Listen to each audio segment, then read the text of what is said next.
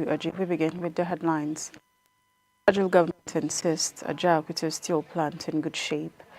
Nigerian Immigration Service unveils centralized passport center with 5,000 daily capacity. Lagos AFRILAND was fired that still rises to 10 as leaders mourn. Experts urge Nigerian farmers to cut antibiotics in livestock production. Kenya Airways pays NCAA fine over passenger mistreatment away from Africa. Iraq launches first government data centers for commercial use in health. TINUBU allocates 25 billion naira for FCT healthcare projects in business. Nigeria's manufacturing import bill deepens with 14 trillion naira trade deficit in sports. Nigeria declares readiness to host 2030 Commonwealth Games. Now the news in full. The federal government has reassured Nigerians that the AJAOKUTA Steel Company remains in good condition. Steel Company dismissing recent reports questioning the plant's viability. In a statement by the Ministry of Steel Development, the government confirmed that a comprehensive technical and financial audit of the steel plant is currently underway. The ministry said the process is aimed at ensuring that any decision will be transparent, data-driven, and in the best interest of the country's industrial future. The statement added that a previous audit conducted in 2018 found the plants to be in robust condition, aside from normal wear and tear, and recommended automation of manual systems to improve efficiency. Officials say they are confident the updated audit will provide a sound basis for decisive action to advance Nigeria's steel production and industrial ambitions. Moving on. The Nigerian Immigration Service has unveiled a new centralized passport personalization center in Abuja, a move aimed at transforming passport processing in the country. The facility can produce up to 5,000 passports every day, a major leap from the previous daily output of just 250 to 300 across multiple centers. Minister of Interior Dr. Olubunmi Tunji-Ojo, who inspected the facility today, called it a game-changing reform and the first of its kind in the service's 22-year history. He said the fully automated center will help Nigeria meet daily passport demands within 4 to 5 hours of operation and eliminates the era of backlogs and delays. When the current administration assumed office, more than 204,000 passport applications were pending, according to the minister. The backlog has now been cleared. The new system is capable of producing 1,000 passports per hour and is expected to bring Nigeria closer to achieving a one-week passport delivery timeline compared to the previous 2-week target. However, this drive for efficiency comes at an extra cost for applicants. From September 1, the price of a 32-page passport with 5-year validity doubled to 100,000 naira, while a 64-page passport with 10-year validity now costs 200,000 naira. Officials say the reform aligns Nigeria with global standards, improves the integrity of its travel documents, and is part of President Bola's effort to modernize public service delivery. Moving ahead, the death toll from Tuesday's devastating fire at AFRILAND Towers on Broad Street, Lagos Island has risen to 10. The Lagos State Fire and Rescue Service confirmed the fatalities in a statement today. 6 of the victims were employees of United Capital PLC, whose offices are located on the 3rd and 4th floors of the building. 4 staff members of the Federal Inland Revenue Service (FIRS) were also killed, including 2 assistant directors. The fire, which officials originated in an inverter room in the basement, quickly filled the building with smoke, trapping many occupants. President Bola TINUBU expressed deep condolences to the families of the victims, as well as the management of AFRILAND Properties (FIRS), United Bank for Africa, and United Capital PLC. He praised emergency responders and called for improved fire safety measures nationwide. Governor Babajide Sanwo-Olu also pledged that the Lagos State government will strengthen prevention and response efforts to avert future occurrences. Former Labour Party presidential candidate Peter Obi also mourned the victims and sympathized with traders whose shops in nearby markets were affected. The Nigerian Labour Congress has called for a full investigation into the cause of the fire and compensation for affected families. United Capital PLC says it is planning a memorial service to honor the victims, while FIRS has promised to review safety measures across all its offices nationwide. Moving on, Nigerian farmers are being urged to reduce their use of antibiotics in livestock production to protect animal health, safeguard the environment, and prevent the growing threat of antimicrobial resistance. The call comes from Habib Tajuddin, a leading Nigerian animal nutritionist, who says the future of animal farming cannot depend on antibiotics. He stresses that food security must be maintained without worsening the global challenge of drug resistance. Tajuddin recommends innovative solutions, including black soldier fly meal and oil as alternatives to soybean and tallow.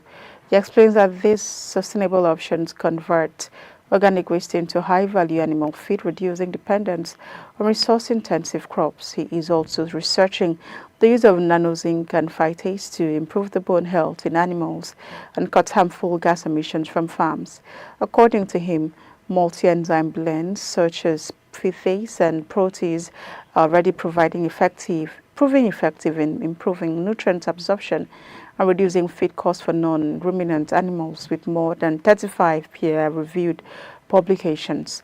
15 as lead author, Tajuddin is credited with advancing science-based solutions that improve livestock productivity while promoting environmental sustainability. He continues to mentor young African researchers through initiatives such as the African Union Assembly and the Korea African Foundation, helping to shape the future of sustainable farming across the continent. Moving on, Kenya Airways has paid the fine imposed by the Nigerian Civil Aviation Authority over consumer protection breaches, including the widely reported case involving Nigerian passenger Gloria Bukun Omishore.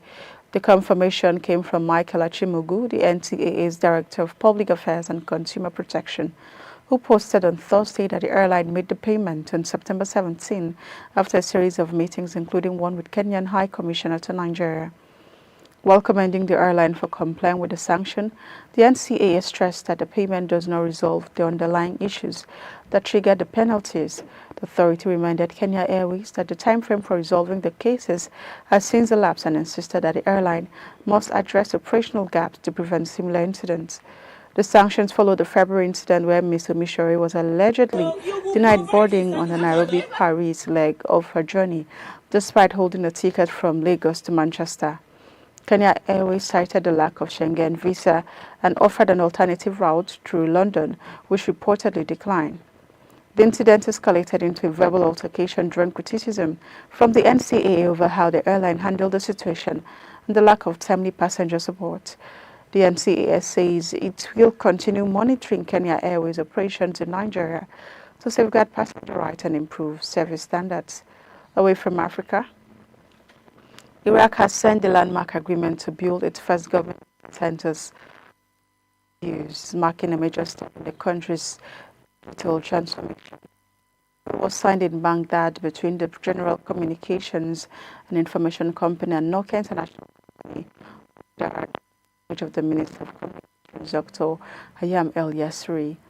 The project will see the construction of state-of-the-art data centers, Tansa and Rashid, also known as SINAC, designed to serve government bodies, private institutions, and the wider private sector. For the first time, data belonging to Iraqi citizens and companies will be stored and protected inside the country in line with international standards. The minister said the initiative will strengthen Iraq's digital sovereignty and secure higher levels of data security and reliability. This development is being seen as a crucial step in building Iraq's digital infrastructure and fostering a secure, innovation-driven economy. Let's go on a short break now. The news continues when we return.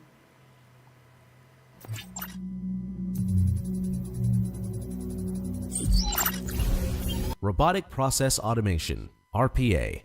RPA is about automating repetitive tasks that typically require human intervention, whether it's processing invoices in the finance sector or automating customer service interactions.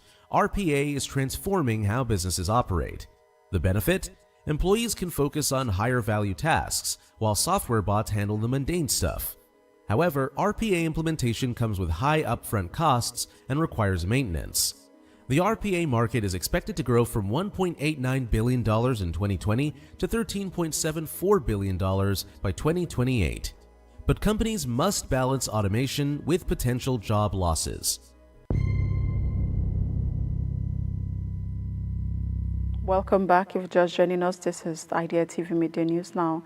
The rest of the stories. In health, the Minister of Federal Capital Territory, Nyesom Wike, says President Bola Tinubu has allocated 25 billion naira for healthcare projects in the 2025 capital budget of the FCT. Speaking while inaugurating the construction of Arterial Road 1, linking Wuye District to Ring Road 2 in Abuja, Mr. WIKE dismissed claims that his administration is prioritizing road construction over other sectors. He insisted that no sector in the FCT has been neglected and warned that threats of protests will not derail the government's development agenda. In his words, "Nobody will blackmail me or stop me from doing what I think is right," stressing that the ongoing road projects are designed to boost economic growth and improve the welfare of residents. This comes amid industrial action by resident doctors in Abuja who are on strike over unpaid salaries, stalled promotions, and poor hospital conditions. They are demanding immediate payment of salary arrears released of the 2025 Medical Residency Training Fund, hospital renovations, and recruitment of new doctors before the end of the year. Officials say the 25 billion naira health sector allocation will address critical gaps in the FCT's hospitals and support wider healthcare reforms. And now in business, Nigeria's manufacturing sector is facing a deepening crisis as the country recorded a trade deficit of more than 14 trillion naira in the first half of 2025. Latest figures from the National Bureau of Statistics show that imports of manufactured goods between January and June were valued at over 15 trillion naira, while exports were just over 1 trillion naira, creating a deficit of 14.3 trillion naira in only 6 months. Although exports rebounded strongly in the second quarter, rising 173% compared with the first quarter, experts say the increase is nowhere near enough to offset the surge in imports. The Director General of the Manufacturers Association of Nigeria, AJAOKUTA, says the numbers confirm that domestic manufacturing remains weak and unable to meet demand. He argues that government spending patterns, including major infrastructure contracts, continue to favor imported products over locally made alternatives. The president of the Lagos Chamber of Commerce and Industry, Gabriel Idahosa, says the deficit is a result of depleted production capacity and a growing dependence on imported raw materials. He warns that high energy costs, which account for as much as 40% of factory operating expenses, are pushing many manufacturers to the brink. Industry leaders say the way forward lies in leveraging power sector reforms that now allow states and private players to generate and distribute electricity. Some industrial estates in Lagos, Imo, Abia, and Edo State have already signed agreements for steady independent power supply. Stakeholders are calling for a multi-pronged strategy, reviving local raw material production, reducing energy costs, improving port infrastructure, and fully implementing the Nigeria First policy that prioritizes local procurement by government agencies.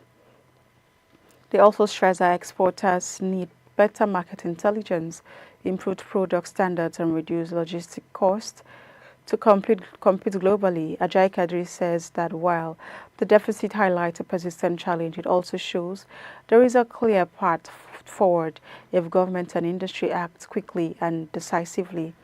And now in sports, Nigeria has formally declared its readiness to host the 2030 Commonwealth Games, taking a major step towards bringing the event to African soil for the first time in nearly a century.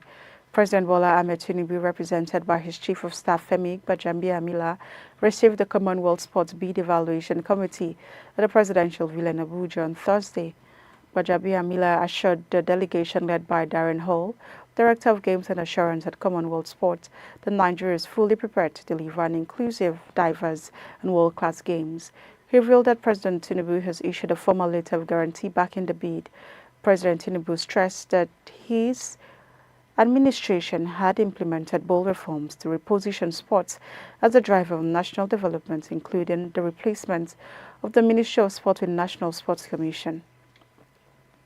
He assured that infrastructure, security, and hospitality arrangement will be completed ahead of schedule with a focus on leaving lasting legacy for Nigerian youth.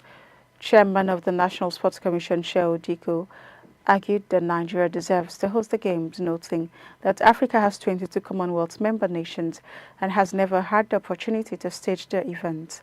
Chairman of the bid committee, Mainasara Ilo, presented Nigeria's proposal, which features 15 sports, including the introduction of football to boost global interest and engagement.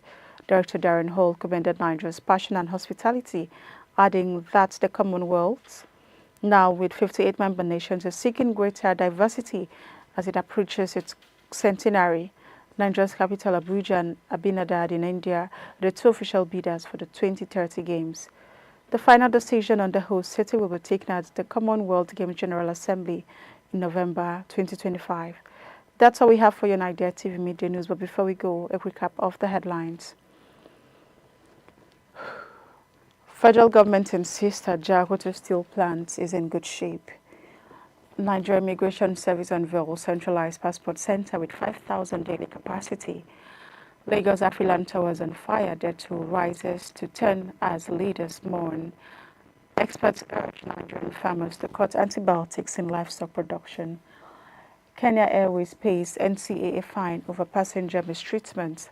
Away from Africa, Iraq launches first government data centers for commercial use.